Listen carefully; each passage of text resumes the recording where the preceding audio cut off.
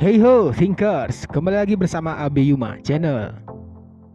Pada video sebelumnya, Mimin sudah menjelaskan sedikit tidaknya tentang filsafat, baik sejarah, tokoh, dan pemikiran para tokoh sesuai fase atau zamannya. Dan juga, sebelumnya kita sudah uraikan sedikit pertanyaan-pertanyaan mendasar terkait filsafat. Namun, pada video kali ini, kita akan fokus pada pertanyaan, mengapa kita terlahir sebagai manusia? Mengapa tidak terlahir sebagai malaikat? Atau terlahir sebagai makhluk yang tidak mempunyai tanggung jawab, di mana ketika mereka mati tidak ada yang namanya dosa, pahala, atau hari perhitungan dari semua perbuatan mereka ketika hidup di dunia. Belum lagi ketika seorang manusia semasa hidupnya belum tentu merasakan nikmatnya dunia dan manisnya para janda di desa tetangga. Kita bisa melihat di sekeliling kita begitu banyak problem seorang atau bahkan kita sendiri mengalami kehidupan yang amat pahit dari berbagai aspek. Seperti aspek ekonomi yang serba kekurangan, aspek sosial, golongan, keluarga, dan masih banyak lagi permasalahan-permasalahan dalam kehidupan di dunia yang fana ini. Jadi, kenapa aku atau kita terlahir sebagai manusia? Atau kenapa aku harus terlahir?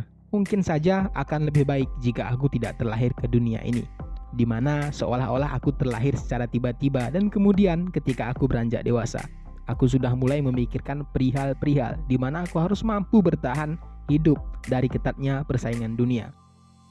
Walau itu hanya masalah mencari sesuap nasi dan menjaga agar dapur tetap berasap sebelum itu dapur meledak saat beras mulai menipis. Oke, mari kita ulas lebih spesifik lagi pertanyaan tersebut dan mencari jawaban yang paling tidaknya mendekati kebenaran, bukan yang paling benar, karena kebenaran hanya milik Allah semata. Pertama-tama, tentang mengapa kita terlahir sebagai manusia. Kita akan flashback jauh dan sangat jauh, bahkan sebelum isi dunia ini ada. Meanwhile, jadi saat itu ceritanya dunia ini sudah ada atau mungkin saja belum ada. Tapi yang terpenting saat itu, semua umat manusia mulai dari zaman Adam hingga manusia terakhir yang dia entah siapa. Kita semua masih berbentuk ruh yang diciptakan oleh Allah dari Nur Muhammad. Di mana kita mengetahui juga bahwa Nur Muhammad diciptakan pertama kali oleh Allah dari nurnya sendiri. Membingungkan, bukan? Nikmati itu. good.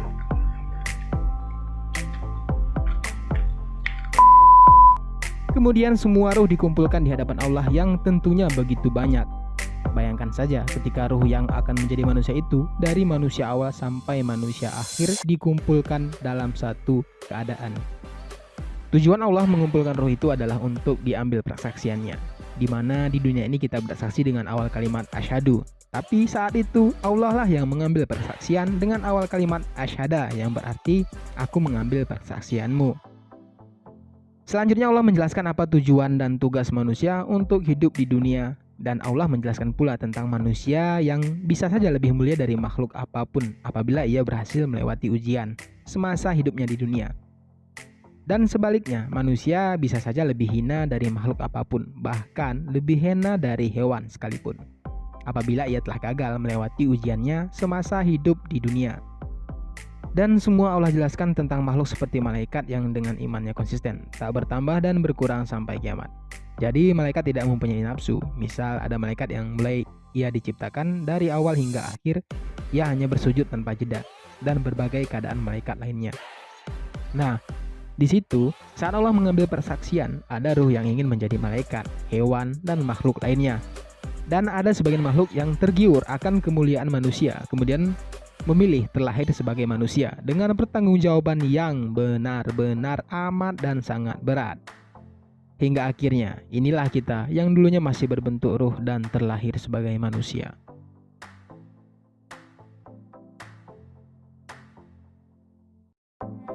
Jadi, apabila ada yang mengatakan bahwa Allah itu tidak adil karena kita yang terlahir sebagai manusia dengan pertanggungjawaban level tingkat tinggi, maka salahkanlah diri Anda. Siapa suruh lo pingin jadi manusia?